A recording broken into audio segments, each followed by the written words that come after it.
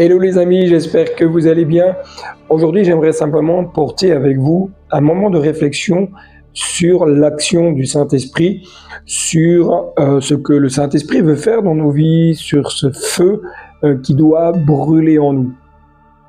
Lors d'un temps de prière, il y a cette pensée qui est venue sur mon cœur que parfois, dans notre environnement spirituel, nous allons rencontrer certaines oppositions parce que nous avons soif de plus de Dieu, soif de voir la gloire de Dieu se manifester, soif de voir l'action de Dieu se manifester par des miracles, par des signes, par des prodiges, par des délivrances, en voyant des personnes changer et transformer.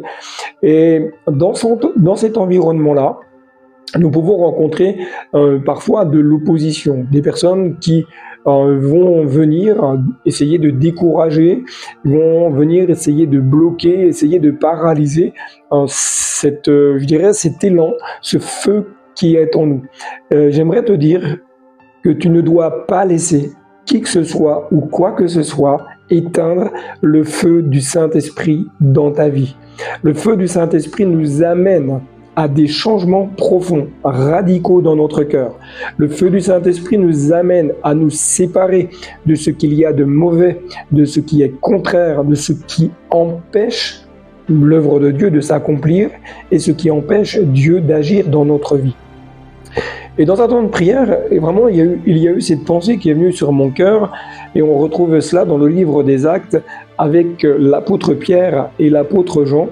Le Sanhédrin, dérangé par ce que Pierre et Jean vivaient, véhiculaient, partageaient, vont dire ceci dans le livre des Actes, chapitre 4, verset 17. Le Sanhédrin va dire « Mais afin que la chose ne se répande pas davantage parmi le peuple, défendons-leur avec menace de parler désormais à qui que ce soit en ce nom-là. » Il y a parfois des temps où l'ennemi va se servir de paramètres extérieurs pour venir nous maintenir dans une forme de peur et de crainte par des menaces. Quelque part, comme pour nous empêcher de dire on vous défend de parler en ce nom-là, on vous défend de vivre cette vie active, ce feu du réveil comme vous le prétendez. J'aimerais te dire que Pierre et Jean ont préféré garder ce feu en eux et devenir des propagateurs de l'amour de Jésus. Alors mon ami, ne laisse pas le feu s'éteindre, ne laisse pas l'amour de Dieu s'éteindre dans ton cœur, dans ta vie. Sois un acteur, sois un transmetteur de ce que Dieu veut faire.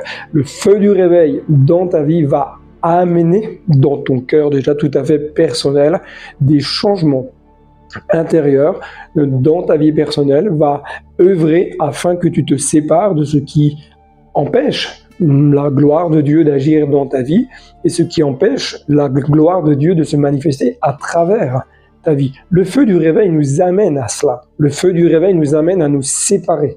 Le feu du réveil nous amène à porter du fruit.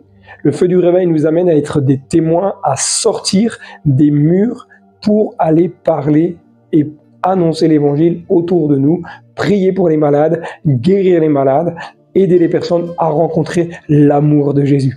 Je t'encourage à activer ce feu en toi, que Dieu te bénisse et on se dit à très bientôt. Bye bye.